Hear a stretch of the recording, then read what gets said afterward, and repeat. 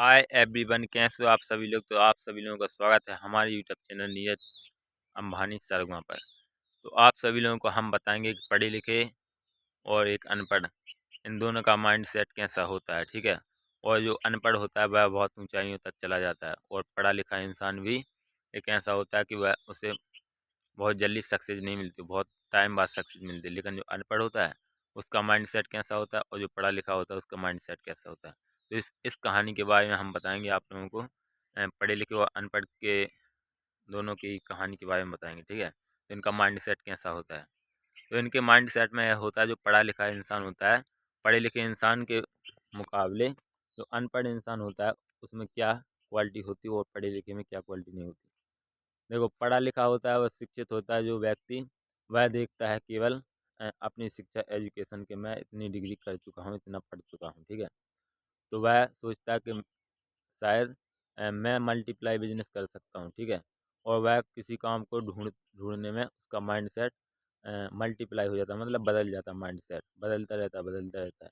लेकिन एक अनपढ़ व्यक्ति के पास जाओ और उसे कह दो, अपन जो पढ़ा लिखा इंसान है वो पढ़ा लिखा इंसान अनपढ़ व्यक्ति को बता देगा कि सब्जी का ठेले से इतना लाभ है। ठीक है।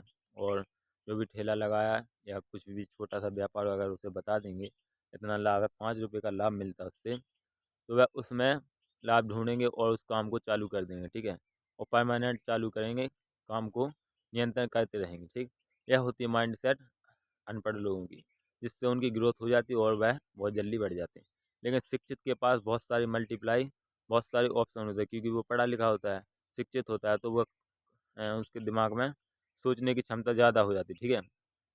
तो वो क्या करता है, हर बिजनेस में 5 रुपये का प्रॉफिट ना देख के, 5 रुपये का जिसमें प्रॉफिट होता है उसे 10 रुपये के प्रॉफिट में देखता है। ठीक है, उस काम को।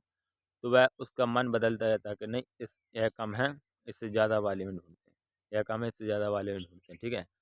और जो अनपढ़ है वह 5 रुपये पर काम कर रहा है। ठीक है। जो पढ़ा लिखा है वो लाभ ढूंढता रहता है। इसकी वजह से उसका टाइम बर्बाद होता है और पैसा बर्बाद होता है। ठीक है। तो यह थी पढ़े लिखे और अनपढ़ की बात।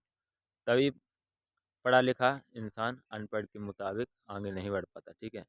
अनपढ़ बिजनेस कर सकता, पढ़ा लिखा इंसान केवल नौकरी के लायक अपने को समझता है। ठीक है। इसकी वजह से वह अपनी असलिटी समझता है कि मेरी इमेज खराब हो जाएगी। ठीक है, व्यापार में या कोई धंधे में, तो वह धंधे में उतरता नहीं।